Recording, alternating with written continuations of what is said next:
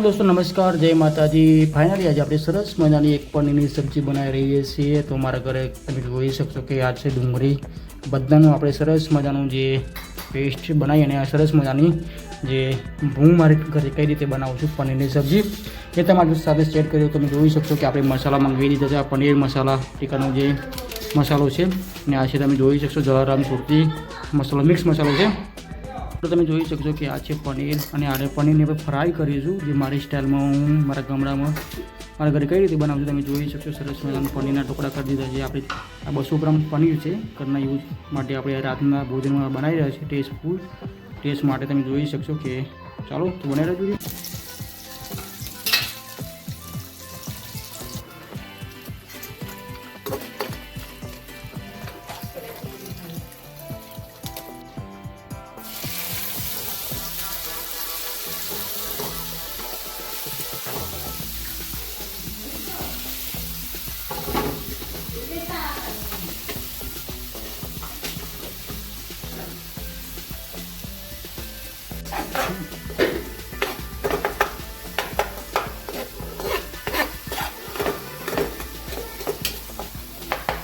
અંદર મરચું અને થોડું નમક નાખીશું આપણે અને મિક્સ કરી દઈશું આપણે।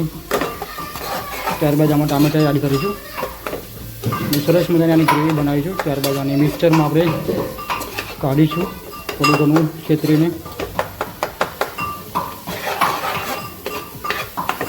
તો આમાં જે લીલા મરચાં અને જે લસણનું આપણે આદુનો પેસ્ટ બનાવ્યો તો અમે એડ કરી દીધું। તમે જોઈ શકશો કે થોડું ઘણું આને આપણે શેકાવા દઈશું અને આને આપણે ફ્રાય જે મશીનમાં આપણે કરવાનું છે જે મિક્સર મશીનમાં અને સરસ મજાનું આમાં ટામેટા પણ એડ કરવાનું છે આપણે। ટામેટા આપણે આમાં એડ કરી દીધા તમે જોઈ શકશો અને ગ્રેવી પણ તમે જોઈ શકશો સરસ મજાની બની ગઈ છે અને તેલ પણ ફૂલી ગયું તમે જોઈ શકો કે તેલ છૂટવાનું સ્ટાર્ટ થઈ ગયું છે।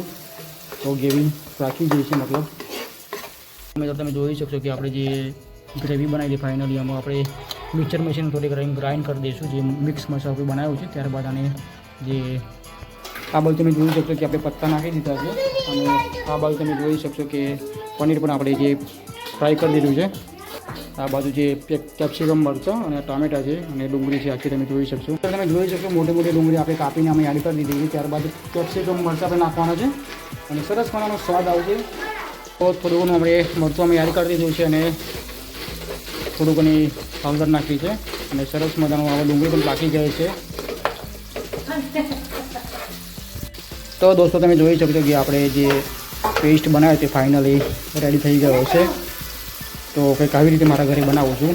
રેડી થઈ ગઈ સબ્જી અને ત્યારબાદ પનીર આમાં એડ કરવાનું રહેશે જે આપણે ફ્રાય કર્યું છે તે અને તમને સરસ મજાનો દેખાતો છે। સ્વાદ પણ સરસ મજાનો આવી રહ્યો છે અને આપણે જે પનીરનો મસાલો અમે એડ કરવાનો છે અને થોડો ઘણો ગરમ મસાલો આપણે એડ કરીશું આમાં જે દુકાનથી આપણે લાવ્યા છે। આપણે જે પનીરનો મસાલો લાવ્યો તે અમે એડ કરી દીધો છે અને ગ્રેવી પણ તમને સરસ મજાનું દેખાતી હશે। ત્યારબાદ આપણે જે દહીં પણ લાવ્યા છે એ પણ એડ કરવાનું છે।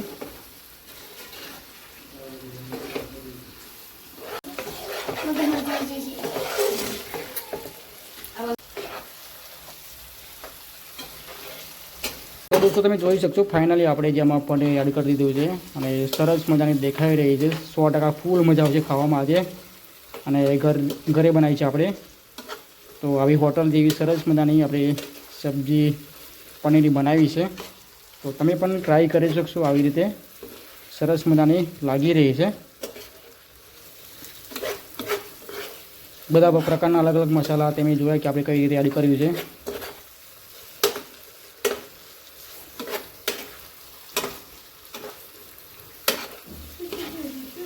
તો ફાઇનલ તમે જોઈ શકશો કે આપણે સરસ મજાની પનીરની સબ્જી બનાવી દીધી છે અને હવે આપણે લાસ્ટમાં જે દહીં એડ કરવાનું છે। સરસ મજાની તમે જોઈ શકશો કે બની રહી છે ફાઇનલી સરસ મજાની આપણે ઘરે બનાવી છે। હવે થોડું ઘણું આપણે દહીં એડ કરીશું આમાં।